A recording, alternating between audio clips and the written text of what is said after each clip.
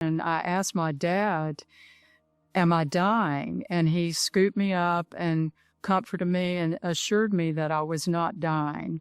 And he laid me back on the pillow, and I closed my eyes and then opened my eyes, and the ceiling to their bedroom had disappeared and opened up, and I could see the blue sky, these white fluffy clouds, and in the midst of that scene, there was a brilliant light, and from that middle of that light, a hand reaching down to me. And I took the hand and was just swept away up through the air into this brilliant white light, guided by this hand that I was clinging to.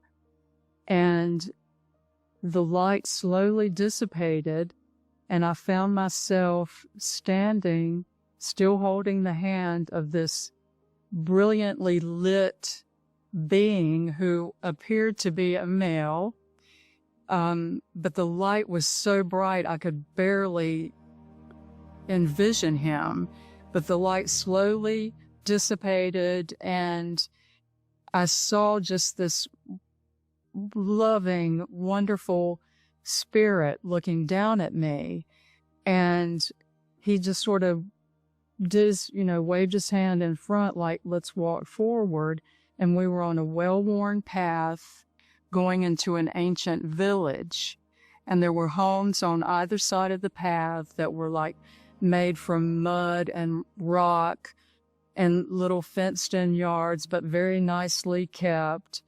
But even at that young age, I could tell that I was no longer in modern times. It looked very ancient and biblical. I was raised in a Southern Baptist community, and I was very familiar with, drawings in the Bible and how these scenes were depicted, and that's what it reminded me of.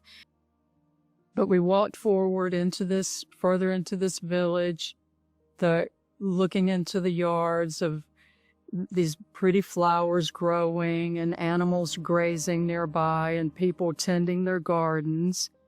But we stopped at one of the homes, and there was a connection with this family. They were in the yard, and there was also a young girl that I made eye contact with, and I just felt just like a connection, like they were my family, the same way I felt about my family, my physical family. I felt that way about these people I was seeing in this ancient village. And as soon as I had that thought, I looked at the man whose hand I was holding, and he nodded his head as though he was agreeing with what I was thinking. And I was pulled back from that scene, back through this brilliant light. And when I awoke or came to, I was back in my parents' bed.